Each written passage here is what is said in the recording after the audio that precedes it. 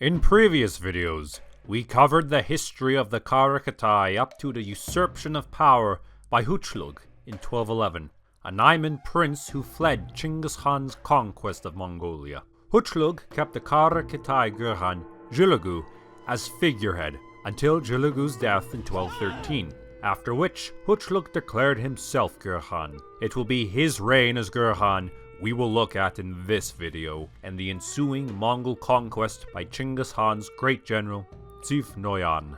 The reign of Kuchlug is perhaps the most well-known period of the Qara-Khitai, and not for good reason.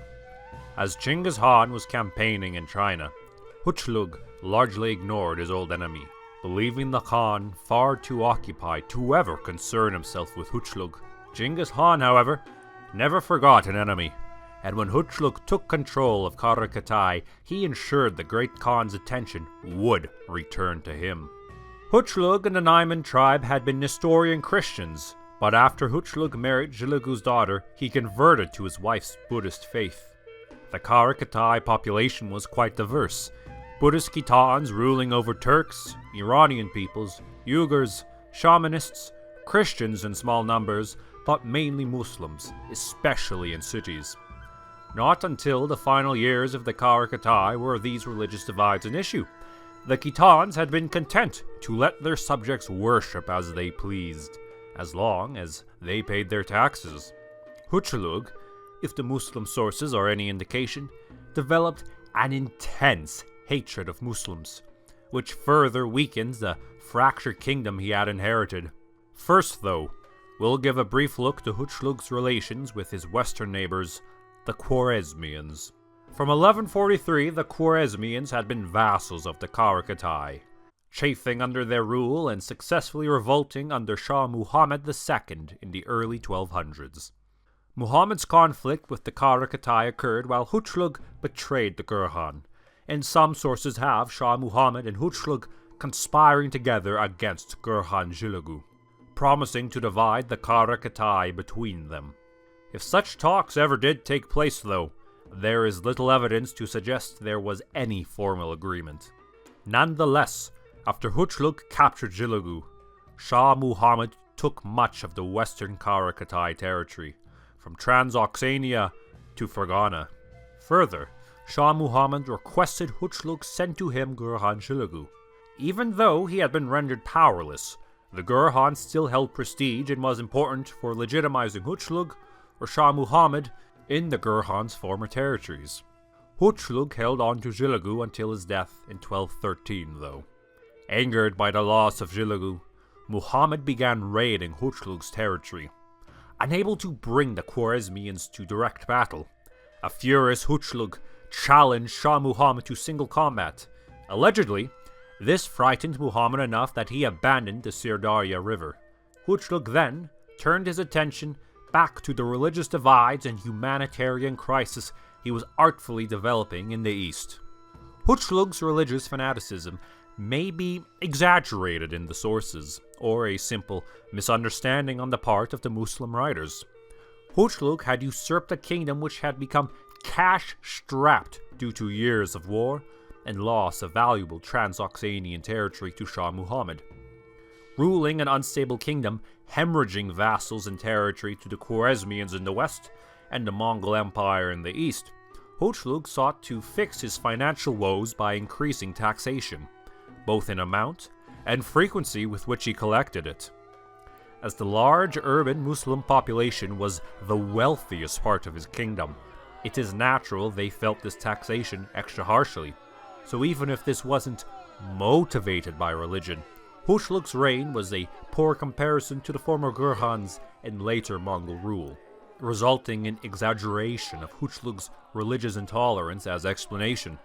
Further, as a steppe nomad, Kuchlug had no experience in ruling sedentary populations, leading him to act without the tact the Qara-Khitai had developed during Khitan rule in China. Kuchlug is also accused in the sources of trying to force his subjects to convert to Buddhism or Nestorian Christianity, an insane and unreasonable proclamation, and I believe likely hyperbole. Yet in these regions, Kuchlug's ruthlessness was extreme. Revolt began in 1211, likely a result of the breakdown of Khitan authority. At one point, the Imam of Khotan spoke out against Kuchlug's policies, which resulted in Kuchlug ordering him to be nailed to the door of his own madrasa. To crush these revolts, Kuchlug timed his assaults for the harvest season, destroying the crops every year until 1214. After several years of this, the population of Kashgar and Khotan were quieted due to starvation, and Kuchlug then billeted his troops in their homes. The region, however, remained primed to be set off again. In the breakdown of Qara-Khitai authority, a former horse thief, Bozar, seized power in Al-Malik. The exact timeline here is contested, so I'll give a general description of events. Once Bozar took power in Al-Malik, he recognized that he needed a strong ally, and perhaps seeing Kuchlug's brutality in the Tarim Basin, declared himself a vassal of Chinggis Khan, as other former Qara-Khitan vassals, the Karluks and the Uyghurs, had already done. For this, Bozar was given a daughter of Juchi in marriage, making him a son-in-law of the Khan, possibly even sending his son and daughter to the Mongol court. Kuchlug was not happy to hear this. He besieged Al-Malik, and at some point captured Bozar while he was hunting and executed him. Yet Bozar's widow, Zal-Bakht Khan, led the defense of Al-Malik, and succeeded in holding off Kuchlug's forces while a messenger reached Chinggis Khan. By spring 1216, Chinggis Khan had returned to Mongolia proper, the Jin capital of Chengdu having fallen to his forces the previous summer. Now able to focus on matters nearer to home, he sent forces into Siberia to crush an uprising among the forest tribes there, forces west to crush a Merkit Kipchak alliance, and learned of the death of Bozar. The death of his vassal, especially a son-in-law, would have earned Chinggis's vengeance, but news of Kuchlug's usurpation was already worrisome enough, a problem the Khan would have had to deal with anyways. Bozar's death was a pretext, then, for Chinggis to deal with Kuchlug once and for all. In late 1216, Jebe Noyan, one of Chinggis's most prominent generals, was sent to relieve Al-Malik and bring Kuchlug to heel. Accompanied by Uyghurs under the Irkut Barchuk and the Karuks under their Khan, Arzalan, Jebe marched on Al-Malik with 20,000 men.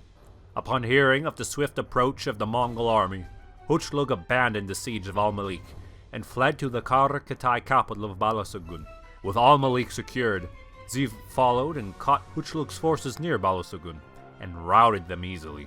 Jebe entered Balasagun without issue, and princes of the realm began flocking to Jebe. Kuchlug fled southeast to Kashgaria, hoping to gather the men he had placed there, but Jebe was a superb hunter, and his forces were soon behind him.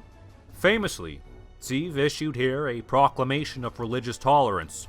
Whoever submitted to the Great Khan would have freedom of worship, a marked change from Kuchlug's policies.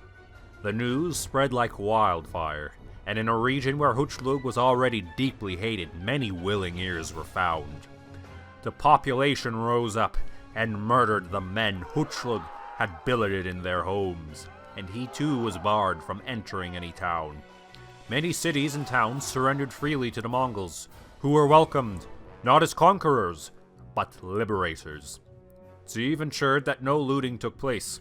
A bad act now would quickly tarnish the goodwill he had earned, and it is far easier to take a country voluntarily than through force. The success of this order, and the campaign itself, is testament to the discipline of the Mongol army in this period. Kuchlug escaped Kashgaria, now down to but a few men. Jebe pursued the Naiman Prince through rugged Badakhshan, relentlessly preventing him from being able to rally and gain his strength. Near the Vakhan corridor in early 1218, Kuchlug's luck finally ran out, stumbling into a valley with no exit. Jebe employed Badakhshani hunters to capture the trapped Kuchlug and brought him before Jebe. The Mongol general had Kuchlug of the Naiman decapitated and rode back to the Tarim Basin, where any cities that had not surrendered did so once they saw Jebe's trophy.